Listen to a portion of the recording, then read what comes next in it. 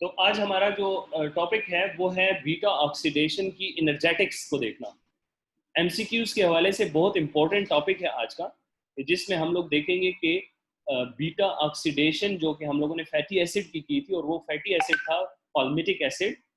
Palmitic acid की जो beta oxidation यानी जो उसकी मेटाबॉलिज्म थी, कि जब एक फैटी एसिड जो कि पाल्मिटिक एसिड था वो सेल के अंदर दाखिल होता है, और सेल के अंदर दाखिल होने के बाद वो माइटोकॉन्ड्रिया में पहुंचता है, तो माइटोकॉन्ड्रिया में पहुंचने के बाद उसकी जो मेटाबॉलिज्म होती है, दैट मेटाबॉलिज्म,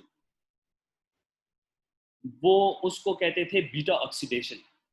अब इस बीटा ऑक्सीडेशन के दौरान कितनी एनर्जी प्रोड्यूस होती है, ये हमने उस दिन कैलकुलेट नहीं की थी। मैंने आपको जस्ट एक रिएक्शन बताया था, अगर आप लोगों को याद हो। पहले लेक्चर में मैंने आप लोगों को बताया था कि बीटा ऑक्सीडेशन में फैटी एसिड माइटोकॉन्ड्रिया के अंदर दाखिल कैसे होता है। उसके बाद मैंने आप लोगों को रिएक्शंस बताए थे कि उसमें अंदर रिएक्शंस कितने होते हैं। आज मैं उन रिएक्शंस में पैदा होने वाली एनर्जी को कैलकुलेट करने जा रहा हूं। तो ये 3 स्टेप्स हैं असल में। 2 स्टेप्स हम लोग कर चुके हैं, वही वाला रिएक्शन है, सिर्फ नंबर देखेंगे कि कितने FAD, कितने NAD और कितने ATP यूज या यूटिलाइज हुए। और हमें एक फैटी एसिड जो कि 16 कार्बन वाला होता है, जिसको पाल्मिटिक एसिड बोला जाता है, जब पाल्मिटिक एसिड हम लोग खाते हैं तो पाल्मिटिक एसिड हमारी बॉडी के अंदर जाके एक पाल्मिटिक एसिड का मॉलिक्यूल हमें कितनी एनर्जी दे सकता है, ये चीज एनर्जेटिक्स कहलाती है। और यही एग्जामिनेशन पॉइंट ऑफ व्यू से एमसीक्यूज के हिसाब से बहुत इंपॉर्टेंट है। तो आज का टॉपिक पढ़ने का मकसद एक एमसीक्यू को सॉल्व करना है, बस सिर्फ एक। और याद रखें कि आपके इस सेकंड सेमेस्टर में ये एमसीक्यू जरूर आएगा, तो बाकी कुछ ना समझे, सिर्फ एक बात समझ लें जो मैं अभी समझाने जा रहा हूँ। ये जो फैटी एसिड मैं आपको बता रहा हूँ कि फैटी एसिड अंदर गया, मैंने आप लोगों को बताया था कि पहले ट्रांसलोकेस को पार करता है, ट्रांसलोकेस के बाद कार्निटिन, एसाइल कार्निटिन के जरिए कैट 1 और कैट 2 के जरिए जब वो अंदर आ गया, तो ये देखें, ये फैटी एसिड एसाइल को ए जब अंदर आता है, तो अब उसके बाद ये सबसे पहले यहाँ पर एक FAD आया और FADH2 बना, नजर आ रहा है, ये FADH2 बना। तो ये जो FADH2 है, ये आप लोगों के पास पहला पॉइंट है कि ये आप लोगों के पास एक FADH2 बना। इन्होंने FP लिखा हुआ है लेकिन ये एक ही चीज है। ओके, उसके बाद इस रिएक्शन में जहां पे कि हमारे पास बीटा कीटो एसाइल को ए बन रहा है, यहां पर एक NAD बना, ठीक है, NADH। ओके, ये FAD कहां गया, रेस्पिरेटरी चेन की तरफ, इलेक्ट्रॉन ट्रांसपोर्ट चेन की तरफ चला गया। ये NADH कहां गया, ये भी गया इलेक्ट्रॉन ट्रांसपोर्ट चेन की तरफ। आप लोगों को मालूम है, मैंने इलेक्ट्रॉन ट्रांसपोर्ट चेन पढ़ाया था। इलेक्ट्रॉन ट्रांसपोर्ट चेन के अंदर जाके NAD और FAD कैसे यूटिलाइज होता है और उससे कैसे इलेक्ट्रॉन बनते हैं, आप लोगों ने पढ़ा हुआ है। अब यहां पर जो इंपॉर्टेंट बात है वो ये है कि at the beginning of A reaction हमारे पास एक ATP यूज हो रहा है। इधर देखें, ये ATP यूज हो रहा है और इससे एक AMP और PPI बन रहा है। जबकि इस अगले रिएक्शन में जब कार्निटिन को पार करके ये एसाइल को ए अंदर जाता है, माइटोकॉन्ड्रिया के अंदर मैट्रिक्स में जाता है, तो ये क्या करता है, ये एक FADH2 और एक NADH2 बनाता है। ठीक हो गई बात। याद रखें, FADH2 will produce 1.5 ATP। 1.5 ये जो मैंने लिखा हुआ है, 2 नहीं करता, होल नंबर नहीं करता, 1.5 करता है। FAD कितनी एनर्जी प्रोड्यूस करता है, 1.5। NAD कितना करता है, 3 नहीं करता, 2.5 करता है। ये भी ओल्ड बुक थी, मैंने इसको क्रॉस किया हुआ है, ये भी ओल्ड बुक थी। देखे, मैंने ये जो रेड कलर का वो लगाए हुए ना, इधर 3, इधर 2 और इधर 3 लिखा हुआ था, लेकिन नई कैलकुलेशन में 1.5 और 2.5 है। ये न्यू, अब आज की जो बुक्स हैं, अप टू डेट बुक्स में ये यही बात है कि आपने FAD को 1.5 कैलकुलेट करना है और NAD को आपने 2.5 कैलकुलेट करना है। ठीक हो गई बात। उसके बाद आप देखें तो ये एसिटाइल को ए आगे जाके क्रेब्स साइकिल में जा रहा है। ये देखें, ये जो गोला बना हुआ है ना, ये क्रेब्स साइकिल का है। तो ये जो एसिटाइल को ए है, ये जाके क्रेब्स साइकिल में TCA साइकिल के अंदर चला जाता है और TCA साइकिल के अंदर एसिटाइल कोए फिर जितनी एनर्जी देता है वो आपको क्रेब्स साइकिल से पता है, ठीक है। तो जब एक फैटी एसिड दाखिल होता है तो इसको अंदर दाखिल होने के बाद एक ATP यूज होता है, एक FAD बनता है, एक NAD बनता है और नीचे एसिटाइल को TCA में जाता है। तो इस टोटल से कितनी एनर्जी पैदा होती है वो अगले स्लाइड में आपको नजर आएगा। बस आपने अब ये स्लाइड याद रखनी है सिर्फ। Energetics of beta oxidation, one palmitic acid which is 16 carbon needs 7 cycle of beta oxidation।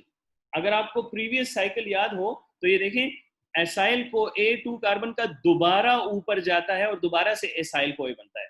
तो ये जो एसाइल को A है ये दोबारा ऊपर जाके एक पाल्मिटिक एसिड जो कि 16 कार्बन वाला था ये 7 चक्कर लगाता है, यानी हर बार में सिर्फ 2 कार्बन निकलते हैं। एसिटाइल को A में 2 कार्बन होते हैं तो एक पाल्मिटिक एसिड को 7 चक्कर लगाने पड़ते हैं। अच्छा, यानी ये दोबारा से अपने दो, अब जो इस लेक्चर में पुराने लोग मौजूद थे उन्हें पता है कि जो एसाइल को ए था ये रिपीट मैंने किया था कि ये दोबारा अपने इस चक्कर को ऊपर जाके वापस इसी साइकिल में दोबारा आएगा। तो एक 16 कार्बन वाले पाल्मिटिक एसिड को एक मर्तबा पूरे तरीके से यूटिलाइज होने के लिए 7 चक्कर लगाने पड़ते हैं।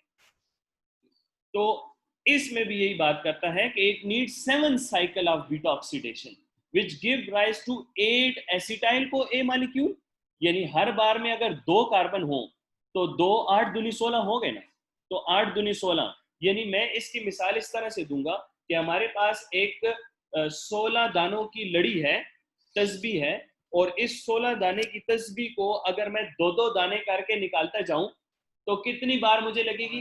8 बार। तो हर बार 2 दाने निकलते हैं, 2 दाने को हम लोग एसिटाइल को A कहते हैं, एसिटाइल को A जाके TCA साइकिल में जाता है। तो हर बार इसको दोबारा रिपीट होके अपने आप को पूरा यूटिलाइज करने के लिए 7 चक्कर लगाने पड़ेंगे और 8 मर्तबा होगा ये टोटल, यानी 16 कार्बन होंगे तो 8 चक्कर, 20 कार्बन होंगे तो 10 चक्कर, अगर 12 कार्बन होंगे तो 6 चक्कर। आपको समझ आ रही है अब्दुल्ला? 7 साइकिल इस तरह ना कि एक तो हो गया ना, रिपीट करने के लिए तो 7 चक्कर लगाएगा ना, एक मर्तबा तो हो गया ना। लॉजिकल बात है, इंट्यूटिव बात है, आप लोगों ने इसको इंट्यूटिवली समझना है। 16 दानों की लड़ी है तो 8 चक्कर लगाएगा, एक मुकम्मल हुआ तो बाकी 7 लगाएगा ना। तो कहता है palmitic acid needs 7 cycles of beta oxidation which give rise to 8 acetyl CoA molecule। Each molecule of acetyl CoA when oxidized in TCA cycle it gives 10 ATP। अब आपको पता है क्रिब्स साइकिल में हम लोगों ने पढ़ा था कि एक TCA साइकिल में जब जाता है तो इससे हमें 10 ATP मिलते हैं। Each molecule of FAD produce 1.5 ATP and each NAD give us 2.5 ATP when oxidized in the electron transport chain। Hence the energy yield from one molecule of palmitic acid may be calculated as this। तो new calculation है, अगर 8 acetyl co A into 10 करें, यानी 8 मर्तबा acetyl co A जाएगा ना cribs cycle में, तो कितने हो गए? 80 ATP। और इसमें हमारे पास ऊपर FAD कितने बने? अब देखो 7 FAD into 1.5 तो कितने हो गए टोटल? 10.5। और 7 NAD बनता है into 2.5, ये हो गया 17.5। बड़ी सिंपल सी कैलकुलेशन है कि ये बनेंगे 108 ATP। आगे पीछे देखो, नेट होगा 108। ये जो -2 है ना, ये -2 हमारे पास ऊपर ATP जो यूज हो रहे हैं हम इसमें से 2 माइनस कर लेते हैं। तो आप लोगों ने जो बात याद रखनी है मेरे भाई, वो बस यही है जो मैंने आपको अभी जितनी कहानी डाली है ना, वो आप ये याद रखें कि 1 complete cycle of beta oxidation of palmitic acid will give us 106 ATP। 106 ATPs बनेंगे। MCQ अगर आएगा कि a complete cycle, a complete oxidation of of palmitic acid will give rise to 106 ATP। बस आंखें बंद करके 106 के ऊपर क्लिक करना है, ये बहुत इंपॉर्टेंट है, ये MCQ है। आपके पास सामने 129 भी आ सकता है। 129 कैसे आएगा? 8 एसिटाइल को A 12 96, ठीक है, 7 FAD 14, 7 NAD 21, 7 21, 7 दूनी 14, लेकिन हमारी कैलकुलेशन 1.5 और 2.5 में चलेगी, तो 129 वाला गलत है, ये ओल्ड कैलकुलेशन है, ठीक है। तो ये दोनों जो है, तो ये मैंने आप लोगों को, ये रेफरेंस बुक मेरे पास है, 8 से 10 बुक्स हैं, लेकिन ये पेज मैंने इस बुक से लिया, it is called Hashmi and Hashmi, Allama Iqbal medical university के प्रोफेसर ने लिखी हुई है, इट्स एन ऑथेंटिक सोर्स। तो इसके अलावा 8 से 10 बुक्स का रेफरेंस भी यही है कि आप लोगों के पास जो बीटा ऑक्सीडेशन की जो नई कैलकुलेशन है, दैट इज 106 ओके। अब यहां पर मैं आप लोगों को एक और चीज बताता हूं, ये देखें, ये जो हमारे पास बीटा ऑक्सीडेशन हम लोगों ने पढ़ी थी उस दिन, तो बीटा ऑक्सीडेशन में हमारे पास यहां पर एक लफ्ज था कार्निटीन। अगर बच्चों को मेरे लेक्चर उस दिन का याद हो तो कार्निटीन का लफ्ज आप लोगों को याद होगा, याद है कि नहीं? मेरे सामने जो बच्चे बैठे हैं उनमें से सिर्फ कामरान को याद होगा। कार्निटीन, कैट 1 कैट 2 के नाम से मैंने 2 लफ्ज किए थे, और एक मैंने लफ्ज इस्तेमाल किया था ट्रांसलोकेज, यानी ट्रांसलोकेज फैटी एसिड को अंदर लेकर जाता है, और कार्निटीन वो साइकिल होती है जो कि माइटोकॉन्ड्रिया के इनर मेम्ब्रेन से फैटी एसिड को अंदर लेकर जाएगा, और उसके बाद ये चीज साइकिल होगा। नीचे देखें जरा सा स्लाइड को, ये जो कार्निटीन है ना, ये बड़ी अजीब चीज है। जिन लोगों में कार्निटीन की डेफिशिएंसी हो जाए तो उनमें क्या होगा? उनमें होगा ये कि फैटी एसिड अंदर नहीं जा पाएगा। जब फैटी एसिड अंदर नहीं जा पाएगा तो बीटा ऑक्सीडेशन नहीं होगी। जब बीटा ऑक्सीडेशन नहीं होगी तो बीटा ऑक्सीडेशन न होने की वजह से उस बच्चे के अंदर बहुत कम्प्लेक्स किस्म की सूरत हाल पैदा हो सकती है, और ये इनबर्न डिजीज है, ये जेनेटिक डिसऑर्डर है। और इस डिसऑर्डर के बारे में लिखा हुआ है कि मैं आप लोगों को सुना देता हूं ताकि आप लोग अपने पास नोट कर लें कि carnitine deficiency is reported in preterm infants in whom impaired fatty acid oxidation is noticed. Some more glucose is utilized, resulting in episodes of hypoglycemia. यानी जब फैटी एसिड अंदर नहीं जाएगा, उसकी ऑक्सीडेशन नहीं होगी, तो एनर्जी तो चाहिए ना, तो अल्टरनेट सोर्स कार्बोहाइड्रेट का यूज होगा, ज्यादा से ज्यादा ग्लूकोज यूज होगा, बच्चा हाइपोग्लाइसीमिया में चला जाएगा, hypoglycaemia result into coma, coma into death. तो carnitine is very crucial thing, इसका बॉडी में होना बहुत ज्यादा जरूरी है। इसकी डेफिशिएंसी, इनबॉर्न डेफिशिएंसी किसी जेनेटिक डिसऑर्डर की वजह से, जो कि ऑटिज्म में भी देखा गया है, ऑटिज्म में भी मैं आप लोगों को एक वीडियो शेयर करूंगा, उसमें आप पूरी एक केस हिस्ट्री देखिएगा कि जिसमें कार्निटीन की डेफिशिएंसी वाला बच्चा क्या रिएक्ट कर रहा है।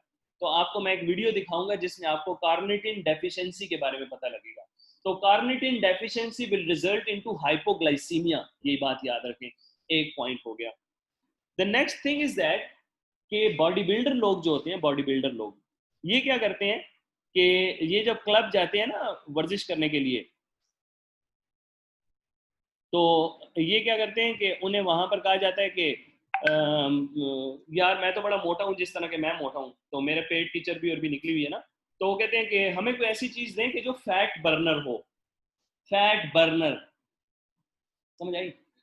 आप सोचें जरा, फैट बर्नर यानी मेरा ये जो फैट्स हैं या जो मैंने फैट्स खाए हुए हैं ये यूटिलाइज हो जाएं, तो वो उनको कार्निटीन देते हैं, फिर ओरल कार्निटीन देते हैं। कार्निटीन खाने से फैटी एसिड ऑक्सीडेशन में एक्सेलरेशन पैदा होती है, जिसकी वजह से वो बंदा एनर्जी बूस्ट कर लेता है, अपने फैट्स को रिड्यूस कर देता है।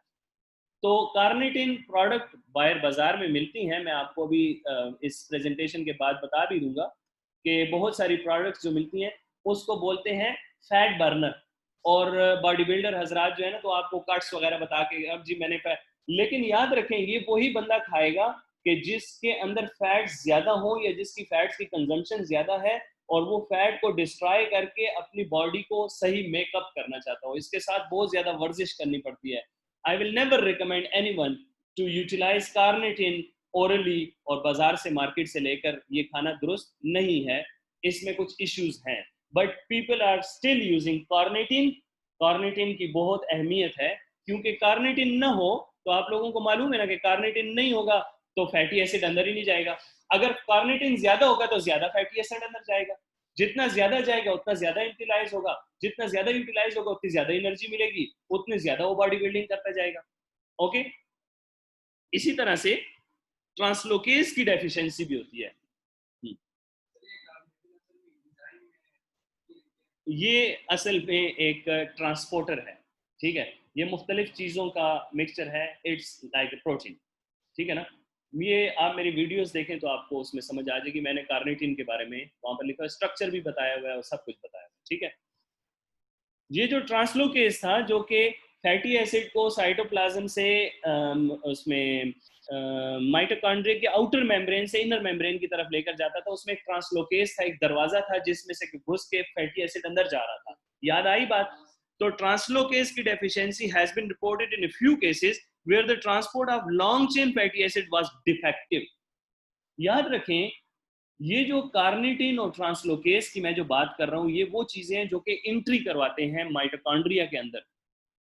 ये सिर्फ लॉन्ग चेन फैटी एसिड के लिए है, शॉर्ट चेन फैटी एसिड के लिए नहीं है। तो जो शॉर्ट चेन फैटी एसिड, जो लोग शॉर्ट चेन फैटी एसिड खा रहे होते हैं उनकी तो ठीक रहता है, लेकिन जो ही वो पाल्मिटिक एसिड, पाम ऑयल खाते हैं तो वो यूटिलाइज नहीं कर पाते। तो ट्रांसलोकेज में शॉर्ट चेन फैटी एसिड तो चले जाते हैं लेकिन लॉन्ग चेन नहीं जा पाते, जिनकी वजह से क्या होता है, in this condition muscle cramps are precipitated by fasting, exercise and high fat diet। जब हाई फैट डाइट होगी, ट्रांसलोकेज नहीं होगा, तो उनको क्रैम्प्स भी पड़ने शुरू कर जाए, क्योंकि वो यूटिलाइज नहीं हो रही वो चीज। तो ट्रांसलोकेज की डेफिशिएंसी की वजह से वो शॉर्ट चेन फैटी एसिड तो जाएंगे, लॉन्ग चेन फैटी एसिड नहीं जा पाएंगे। So these are two most important points जो मैंने आप लोगों को बीटा ऑक्सीडेशन से हवाले से बताए।